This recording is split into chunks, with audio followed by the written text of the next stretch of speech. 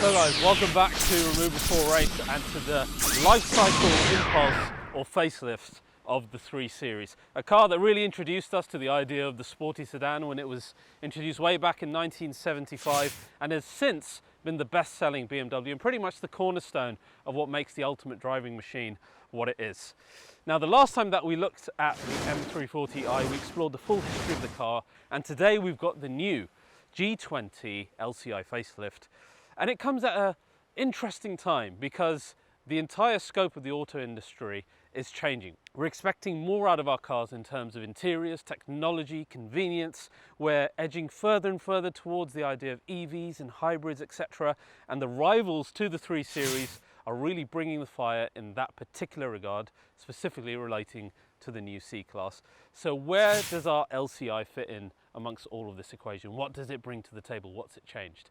There's a lot of good things, there's a lot of things that are unchanged, that were already brilliant. So today we'll go through everything that this car has changed in terms of the facelift, what is different in terms of the exterior design, the interior, massive changes inside that you're going to be unsure about perhaps. Then we're also going to have a really needed conversation about cost, because the cost of cars like this are getting higher and higher in the auto industry, and that's an area where the new 3 Series just might take the cake. So let's dive in, let's see what this new M340i XDrive is like on the road.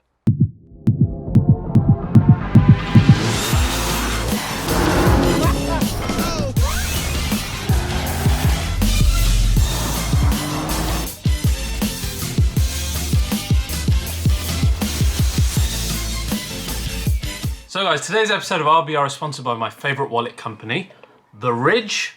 Why are they my favourites? Because like you guys, I love carbon fibre, and they make simply the best carbon fibre wallets that I've ever seen. Look at that, matches exactly your car.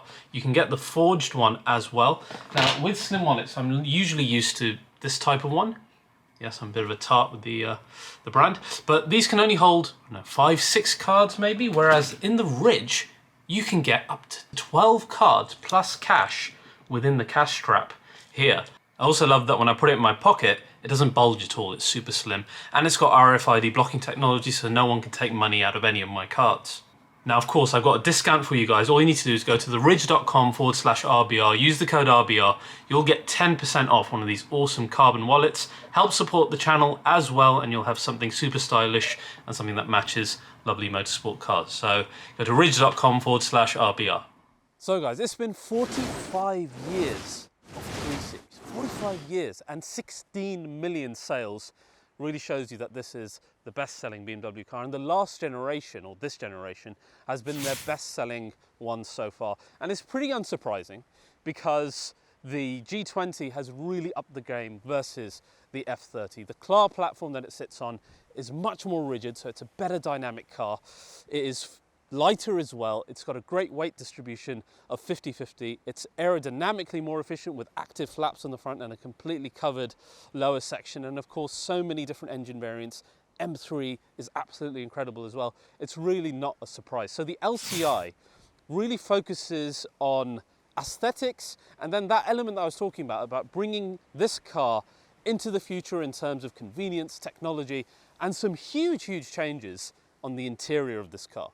Performance, as I said, pretty much then unchanged. You do get a really good engine lineup though. So you got everything from plug-in hybrids in the 320 and 330Es, which give you electric range of about 30 miles, but a massive combined miles per gallon figure.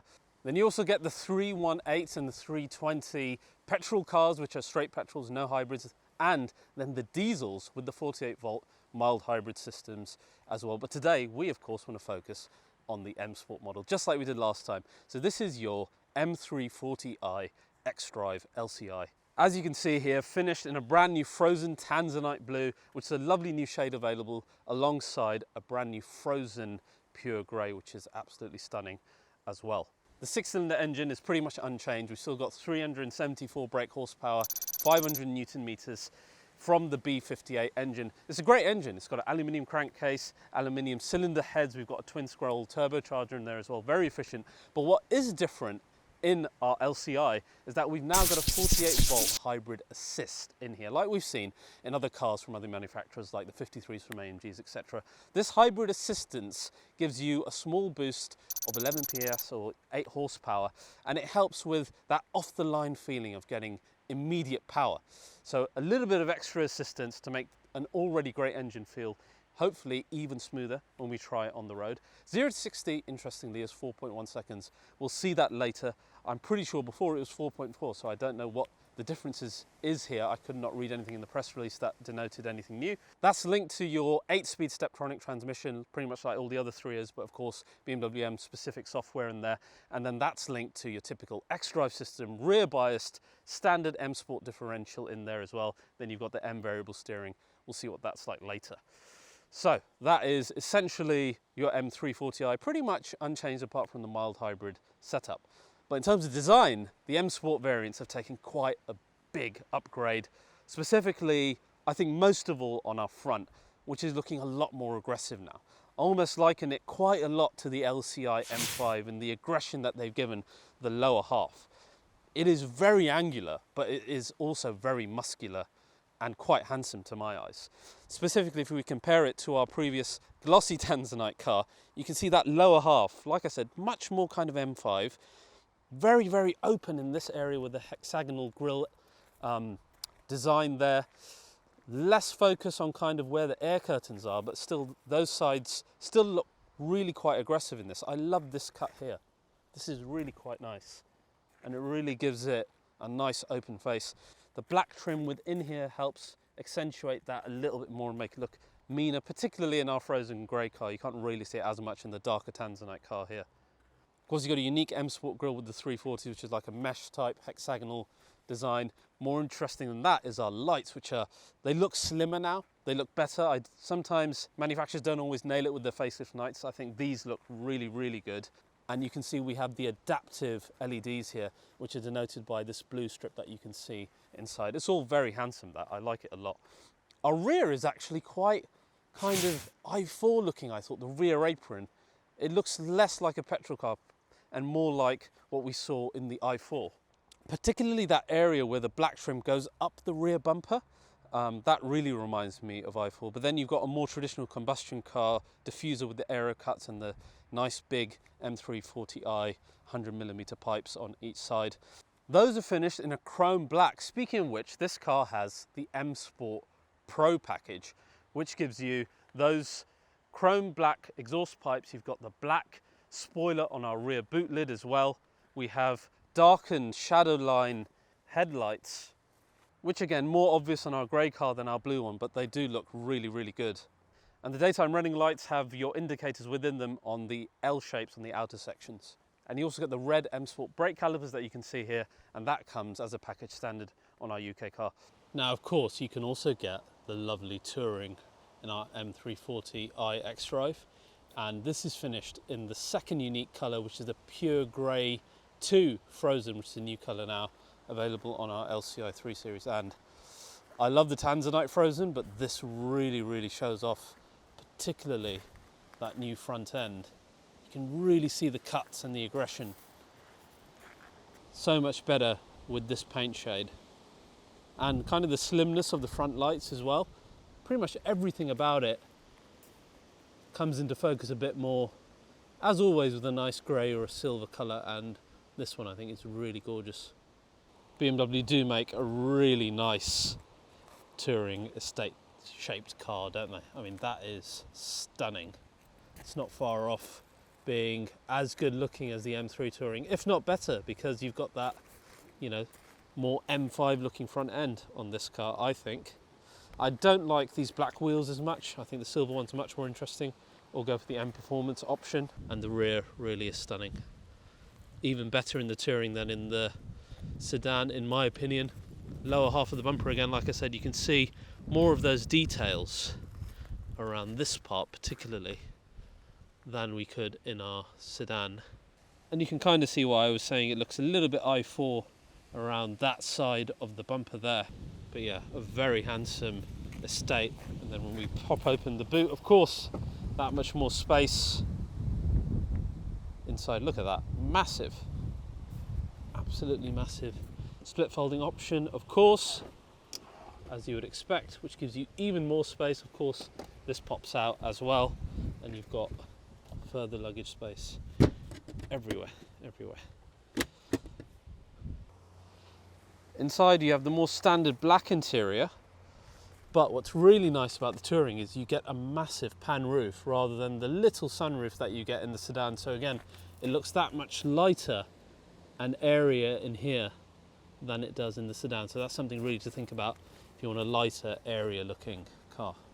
So guys, that's your Touring M340i. My pick of the bunch, with the colour that I think is the best in this LCI as well. Yeah, that is a special daily car. So that's your LCI M340i. I think it's nice. It's a nice visual upgrade. You'll be able to spot it a mile away, specifically thanks to that front end and the lights. So that's all great. Now you can get M Performance parts in our LCI as well. Most interestingly, I think, are the 20-inch wheel options, which really help make this look a more aggressive car. You get the choice of carbon around your grille, your lower front, and pretty much all around the car, your mirror caps, your rear spoiler as well.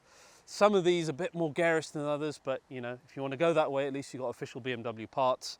So yeah, I don't think you need it. I think the car, as it stands, looks pretty nice. Even on the 19-inch wheels, these with the silver look, probably the best looking. I think that's pretty much all you need. Now, the big changes are all inside. So let's go in and check out this radically different interior. So guys, that's your pre-facelift interior, and here is the new LCI one.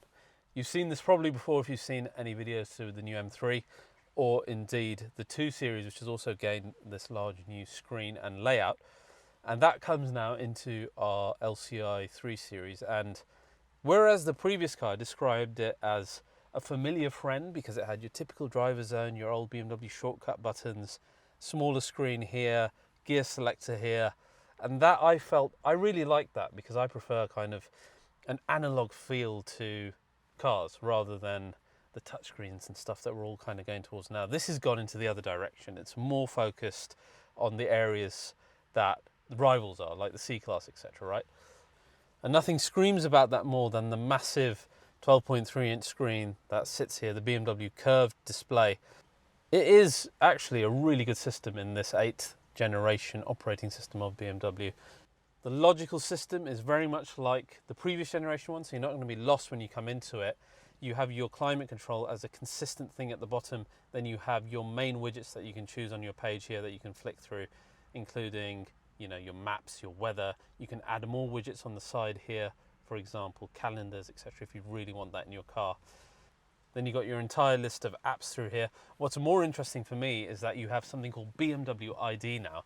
So you buy your car, you set up your BMW ID, you log into your car, it'll save your seating position, it'll save your navigation information, it'll save all of your personal preferences, so that when you go and you log in to another car, it'll bring all of that stuff with you, which is actually really useful, and it saves from having to reset up things that you'd have to do in every car normally. So that's cool, and that's a new feature here that they brought within the new 8 Series operating system here. I've always loved the 3 Series interior. They always finish it so well. Our 340i comes with carbon fibre, which is optional. You've got the lovely merino leather seats here with the really nice stitching. We've got an electric sunroof as well. You've got your M seat belts with the M Sport Pro package. It all ties up really nice, and it feels like it's built incredibly well, like a tank. So build quality, etc., fantastic. Because of the new screen, we've got slimmer air vents at the bottom. You haven't got those shortcut buttons anymore, which really in hindsight were quite useful. Your trim piece here is larger, which we have finished in carbon. I'll get onto that in a minute. And the other big glaring omission is the lovely gear selector that used to be. I love having gear selectors in cars, proper ones. I hate these little knobbly things like you have in the 911, in the 8th generation Golf as well. I hate these things. I don't know why. Look, when you're changing gear here, like, it feels so unnatural. This is why BMW M, I see them retaining the proper gear selector in their future cars regardless, because they're the same as we are. We prefer proper gear selectors. That's a disappointment for me. The rest is the same as it was before. You got your start button, your modes here on the side, Sport, Comfort, Eco Pro, etc. But that to me is a downgrade. I'm not happy about that. What is an upgrade, however, is that when you jump into your driver zone in front of us, we've actually got a lot more customization than we've had in the past, which is something I bemoaned about BMW's digital driver zones. Now you actually have different looks from when you go from comfort, which is all kind of beige and goldy coloured, into sport, which is very BMW M coloured, of course, with reds and blues, etc. Eco Pro takes it to greens and blues, as you would expect. All of that's nice, but more important than that, you can choose the content that you have in the screen in the middle here. So you can have navigation, radio, your actual driving information to do with the car itself. So all of that now more customizable to what you want it to be, and really it always should have been that way. So that's a great upgrade. Very happy about that. And they've had to kind of do all of this, I feel, to kind of keep up with the Joneses, keep up with the C-Class and its massive MBU UX system, which, to be fair, very powerful. And indeed every other car that you have, because you have to now compare EVs to cars like this as well, like the Teslas, etc. People weighing up, you know, are you going to have a Model 3? You're going to go for a 3 Series? These are real conversations. So I get it. I'm not super happy about it. I prefer analog things, but this is the future that we live in. I'd love to know what you guys think. Now, our car today has two packages. One is the technology package, which gives you the Harman Kardon sound system, and you also get the Live Cockpit Professional. Then you have the comfort package, which gives you things like the heated steering wheel, the electric boot lid, comfort access, memory seats, lumbar support, all comes within that. Now, this car actually sounds pretty good. We're going to pop it into our Sport Plus mode here and listen to what this exhaust sounds like.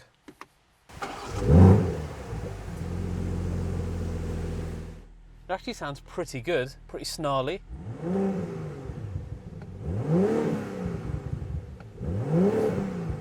Nice bit of overrun and no rev limiter as well, so very nice. Sounds as good on the road. Let's take it out. Let's talk about this car as an entire package, and I want to talk a little bit about price. So here we are. What a massive difference it is driving this versus the pre-LCI car. Obviously this is a sea change in terms of this huge screen in front of us, but I really do appreciate the driver zone when it comes to actually driving the car, because like I said, the amount of customization that you have in here, the useful information, the fact that you have different looks per mode, all of this really counts to a better experience, as does, to be fair, the information on this screen. Now let's put the car into Sport Plus straight away, and then a flick down again to get us into the sportiest mode in terms of the gearbox.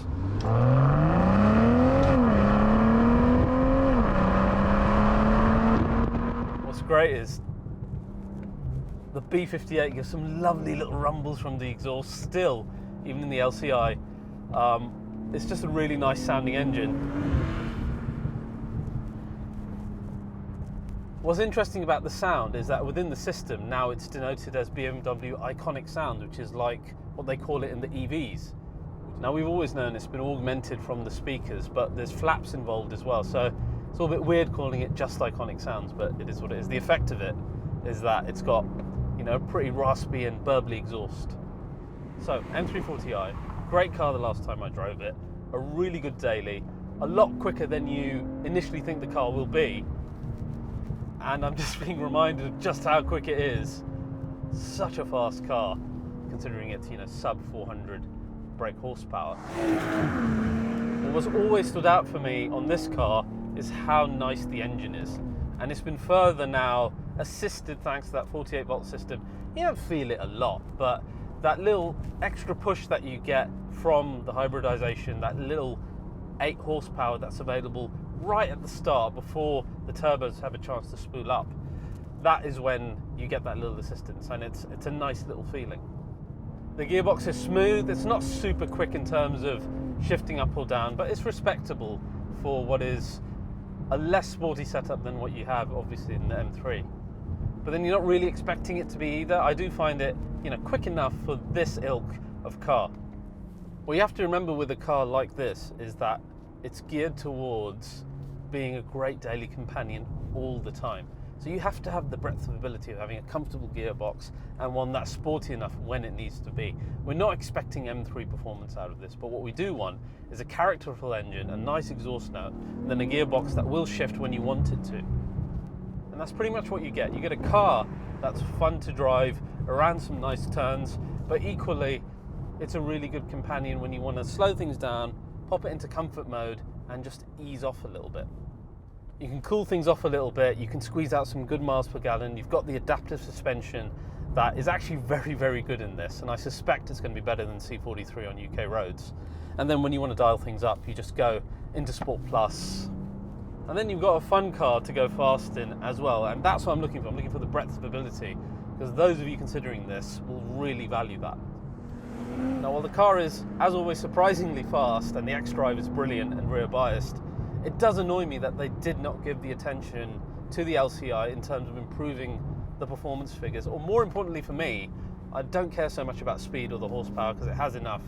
It was that element of the steering feel that was numb, and it still is, because they've not done anything to improve that.